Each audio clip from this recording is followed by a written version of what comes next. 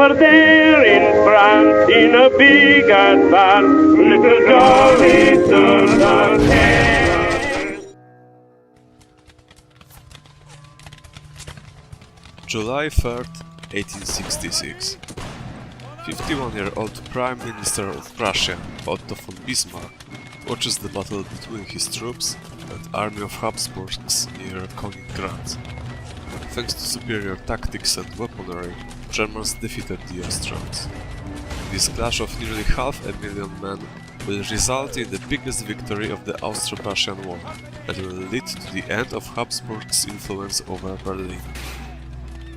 Few weeks after the battle, Prussia annexed Schleswig, Holstein, Hanover, Hesse-Kassel, Nassau and Frankfurt am Main.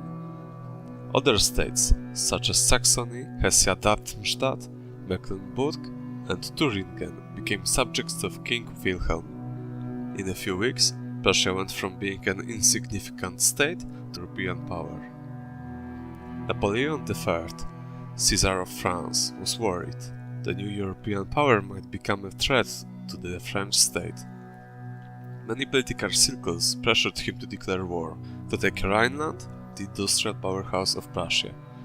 While the most influential politicians openly called for war, Napoleon III called the Prussians in August to demand a part of German-held territory, the so-called Borderlands of 1814, which included Luxembourg, Karlsruhe and Mannheim. Bismarck, fearing the possible loss of influence in Germany, declined. The French army couldn't go to war. Most of the army corpses were scattered all around the globe, including Algiers, Mexico, Rome, and Indochina. Only 10,000 French soldiers were ready to attack Rhineland, while Prussian army was 3 times larger. In 1867, Napoleon demanded Luxembourg once again. Although Germans decided to cede Luxembourg from Holland and turned it into a city-state, it was still considered to be a French failure. Bavaria, Wittenberg and Baden were 3 key locations for the French and the Germans. If Bismarck would annex them or form an alliance, Prussia would gain additional 200,000 soldiers and a wide front to attack France. The Iron Chancellor dreamed about French invasion. He knew he would win the war. The common cause to fight the Napoleonic invaders would unite southern provinces. Through years 1867 to 1870, there were many significant political incidents between France and Prussia. Napoleon wanted to buy Luxembourg in 1867 and sent agents to start a French uprising in the city, while Bismarck signed an alliance with Bavaria.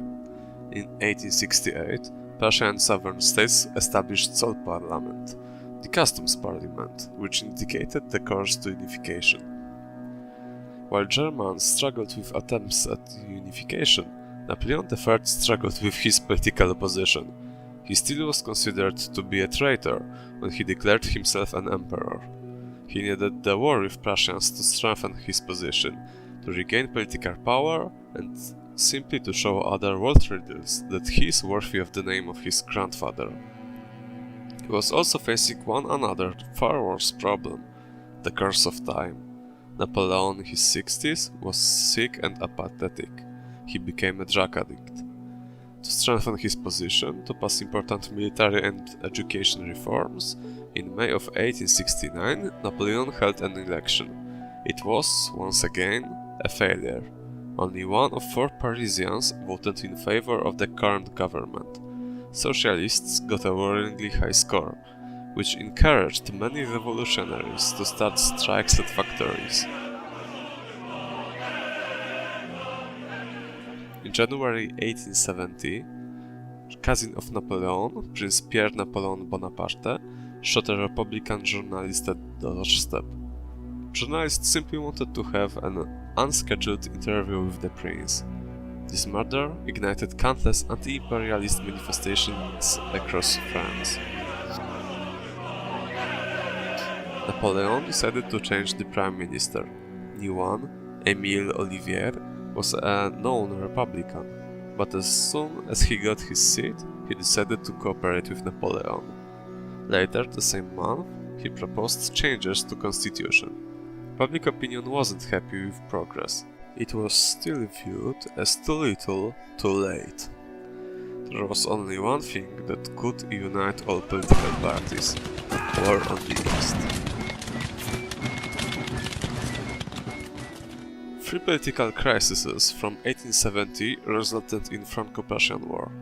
The first one, known as Kaisertitel, was the common idea in Reichstag that King Wilhelm I should have the title of Emperor. He was keen to it, which made Napoleon III even more worried about the strength of the Germans.